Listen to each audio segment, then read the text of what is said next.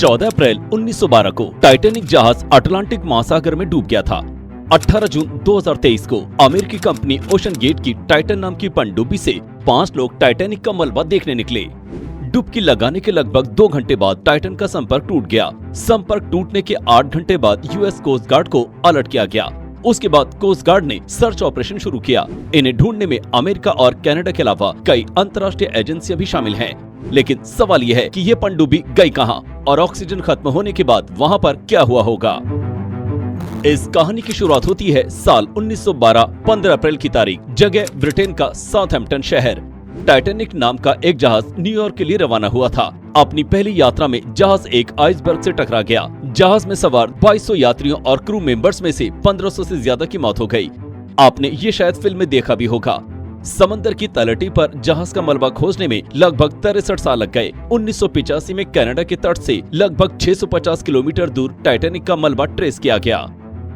अब आते हैं 18 जून 2023। टाइटन नाम की एक टूरिस्ट पनडुब्बी अटलांटिक की गहराई में उतरी। इसमें सवार 5 टूरिस्ट कनाडा के न्यूफाउंडलैंड के करीब टाइटैनिक के मलबे को देखना चाहते थे। कुछ घंटों बाद ही सपोर्ट शिप से पनडुब्बी का संपर्क टूट गया और वो लापता हो गई। माना जा रहा है कि इस पनडुब्बी में अब ऑक्सीजन भी खत्म हो गई है। इस वजह से जैसे जैसे समय बीतता जा रहा है, बचाव अभियान में लगे लोगों के लिए चुनौती बढ़ती जा रही है। फिलहाल कनाडा के न्यूफाउंडलैंड इलाके में सर्च ऑपरेशन किया जा रहा है। अभी तक करीब 26,000 स्क्वायर किलोमीटर जगह को खंगाला जा चुका है, लेकिन ना तो 5 लोगों में से किसी से संपर्क हो पाया है, न ही पनडुब्बी के बारे में कुछ पता चल सका है। टूरिस्ट कंपनी ओशन गेट भी इससे संपर्क नहीं कर पाई है। इसी कंपनी ने टाइटन को बनाया था। पहले आपको ये बताता हूँ कि जब ऑक्सीजन खत्म हुई होगी तो क्या हुआ होगा। एक्सपर्ट्स की माने तो उन्हें लग रहा है कि ऑक्सीजन खत्म होने पर इस पनडुब्बी में बिजली चली गई होगी और इसके बाद इसमें बैठे लोगों के लिए दिक्कत शुरू हो गई होगी। ऐसा इसलिए क्योंकि पनडुब्बी के अंदर बिजली से ही ऑक्सीजन और कार्बन डाइऑक्साइड की मात्रा को बैलेंस किया जाता है। कनाडा के मेमोरियल यूनिवर्सिटी से जुड़े हाइपरबेरिक मेडिसिन एक्सपर्ट डॉक्टर केन लेडीज ने एक मीडिया आउटलेट को बताया कि कार्बन डाइऑक्साइड का लेवल जैसे जैसे बढ़ेगा वैसे वैसे ये एक नशीली गैस जैसी होती जाएगी। ये एक एनेस्थेटिक गैस की तरह काम करने लगेगी और अंदर बैठे लोग सो जाएंगे। लेडीज की माने तो जब किसी इंसान के खून में इस गैस की अधिक मात्रा हो जाती है तो इस स्थिति को हाइपरकेपनिया कहा जाता है। ऐसे में अगर उस व्यक्ति का इलाज ना किया जाए तो उसकी मौत हो सकती है। यानी अगर एक तरीके से माने तो इसमें गए 5 टूरिस्ट की मौत हो गई होगी। अब आपको ये भी बता देता हूँ कि पनडुब्बी के अंदर गए ये 5 लोग हैं कौन कौन। हेमिश हार्डिंग 58 साल के अरबपति हेमिश ब्रिटेन की एक private aviation company action aviation के मुखिया हैं। हेमिश ने कैम्ब्रिज यूनिवर्सिटी से नेचुरल साइंसेज और केमिकल इंजीनियरिंग की पढ़ाई की है। वो एक एविएटर, स्काई ड्राइवर और एक एक्सप्लोरर क्लब के ट्रस्टी भी हैं। हार्डिंग ने Antarctic luxury tourist company White Desert के साथ भी काम किया है। कंपनी ने अंटार्कटिका के लिए पहली जेट सर्विस शुरू की थी। साल 2016 में वो चांद पर पैर रखने वाले एस्ट्रोनॉट बज एल्ड्रिन के साथ साउथ पोल की यात्रा पर गए थे। इतना नहीं, हार्डिंग पिछले साल जेफ बेजोस की ब्लू ओरिजिन कंपनी के साथ अंतरिक्ष यात्रा पर भी गए थे। वो दुनिया में सबसे गहरी खाई चैलेंजर डीप में भी उतर चुके हैं। इस जगह पर समुद्र दुनिया में सबसे ज्यादा गहरा है। पाकिस्तान के शहजादा और सुलेमान दाऊद 48 वर्षीय शहजादा दाऊद ब्रिटेन स्थित Pakistani chemical to energy company Engro Corporation के उपाध्यक्ष हैं। उनकी कंपनी फर्टिलाइजर और पेट्रोकेमिकल उत्पादों के लिए जानी जाती है। इसके अलावा एग्रो कॉर्पोरेशन अपने इंजीनियरिंग प्रोजेक्ट्स के लिए भी जानी जाती है। ये कंपनी पाकिस्तान का सबसे बड़ा समूह है। शहजादा दाऊद किंग चार्ल्स की चैरिटी प्रिंस ट्रस्ट इंटरनेशनल के बोर्ड मेंबर भी हैं। गार्जियन की रिपोर्ट के मुताबिक शहजादा के 19 साल के बेटे सुलेमान दाऊद भी उनके साथ इस अभियान पर गए हैं। Mister Titanic Paul Henri नार्जियोले।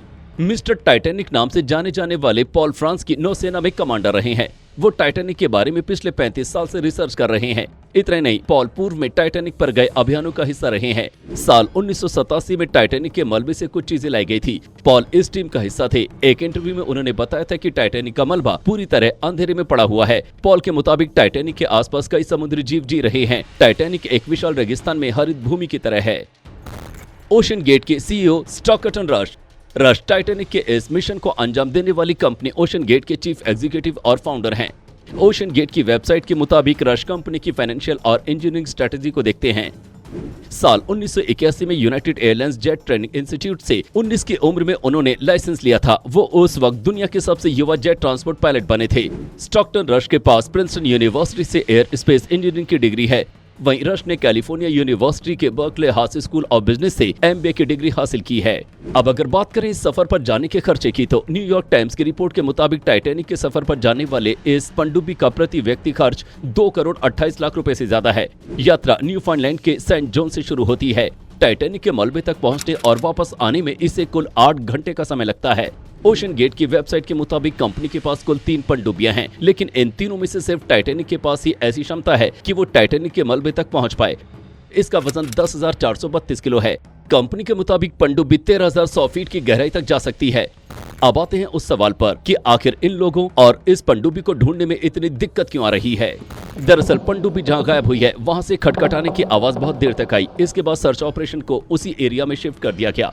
Media reports के मुताबिक इस मिशन की मुश्किल ये है कि पानी के नीचे रोशनी नहीं जा पाती है, इसलिए विजिबिलिटी बिल्कुल है ही नहीं।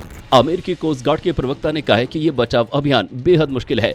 अगर बात प्रैक्टिकल करें तो इन लोगों का बचना बेहद मुश्किल है। आपको वीडियो कैसी लगी मुझे कमेंट में बताएं। वीडियो अगर पसंद आई हो तो इसे लाइक और शेयर जरूर करें और चैनल को सब्सक्राइब करना ना भूलें।